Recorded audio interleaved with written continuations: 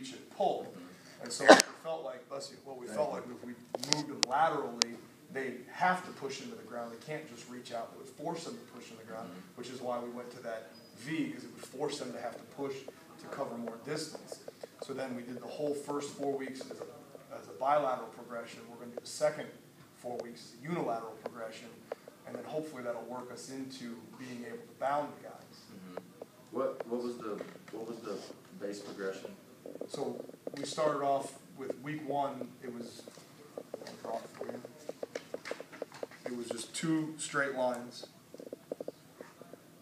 and we just used the goal line. What do we do? 2.5 yards. 2.5. Yeah, it was 2.5 yards. So the guys would line up here, and then they would double leg hop over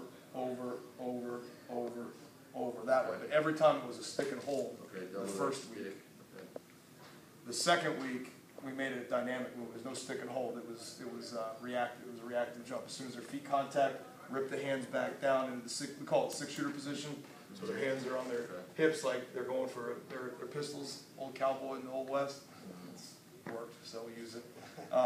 So as soon as they get there, back across. Then we went into that V, and we used the exact same deal where they started here, and they just start off with a small jump that progressively worked to a larger jump, which again was trying to teach them to push into the ground. Yeah, so you see that, right? You can see that. So, and then we did stick and hold the first week, and then second week reactive. What are you setting up for the V? Like, what are you doing? Like, what are your Yeah, it started at, we actually ended up changing it, because we started it where it was a point at the bottom.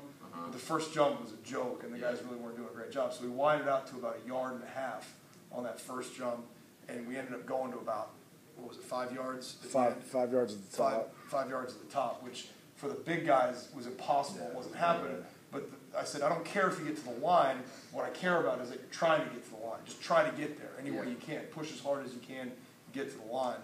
And a lot of them did. I don't know how you felt. I was pretty impressed with the way that went. I was kind of surprised. They got better at it. What were your rep ranges like? They would work the drill. Like this was 6 jumps. It was 3 each side. Some guys got through it in 4. Some guys got through it in 3. And then we would alternate sides, and we would do 3 sets of that. So it would end up being about 18 jumps on the double line, and it would be anywhere between 12 to 15 jumps on the other one.